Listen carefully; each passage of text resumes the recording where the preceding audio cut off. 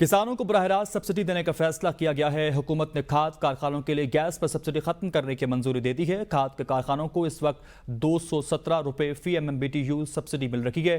وفاقی کابینہ نے اتفاق رائے سے کھاد کارخانوں کی سبسڈی مکمل طور پر ختم کرنے کا فیصلہ کیا ہے۔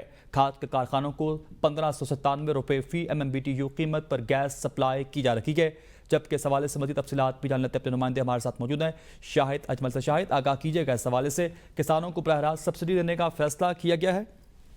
جی بالکل، حکومت نے فیصلہ کیا ہے کہ کسانوں کو بالواسطہ سبسڈی دینے کی بجائے براہ راست کسانوں کو سبسڈی دی جائے گی، اور حکومت نے کھاد کے کارخانوں کے لیے گیس پر سبسڈی ختم کرنے کی منظوری دے دی ہے۔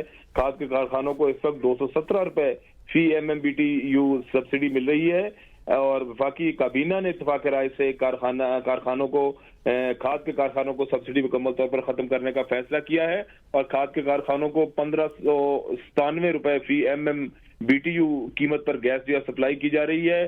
کھاد کے کارخانوں کو سبسڈی دینے سے کسانوں کو کوئی فائدہ نہیں پہنچ رہا ہے، ایسا حکومت کا موقف ہے۔ حکومت کے فیصلے سے عمل درآمد کے بعد کارخانوں کے لیے گیس کی قیمت 1814 روپے فی MMBTU ہو جائے گی۔ جی صحیح، نمائندہ بی نیوز شاہد اجمل ہمیں آگاہ کر رہے تھے، بہت شکریہ۔ کسانوں کو براہ راست سبسڈی دینے کا فیصلہ کیا گیا ہے۔